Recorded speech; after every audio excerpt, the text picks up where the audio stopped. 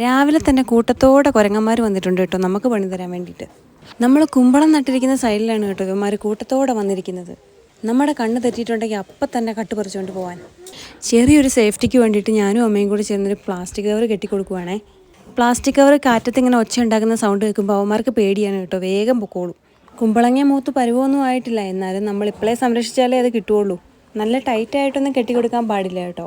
കാറ്റ് കിടന്നില്ലെങ്കിൽ കുമ്പളങ്ങ അതിൽ കിടന്ന് ആവിച്ചിട്ട് കേടായിട്ട് പോകും. അപ്പോൾ ചെറിയ കുമ്പളത്തിൻ്റെ വള്ളിയാണ് കേട്ടോ. ഇതാ മുകളിലും ഒരു കുഞ്ഞു കുമ്പളങ്ങ ഉണ്ടായിട്ടുണ്ട്. നിങ്ങൾക്ക് കാണാൻ പറ്റുന്നുണ്ടോ എന്ന് എനിക്കറിയില്ല. ഇതാ മുകളിലായിട്ട് കണ്ടോ.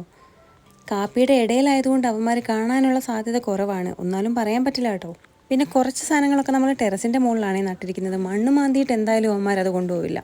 കാപ്പിക്കുരു കൊഴുക്കുന്ന സമയമായാൽ അതുപോലും അവന്മാർ വിടത്തില്ല കേട്ടോ.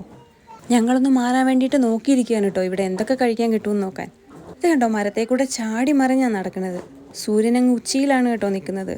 നല്ല വെയിലുമുണ്ട്.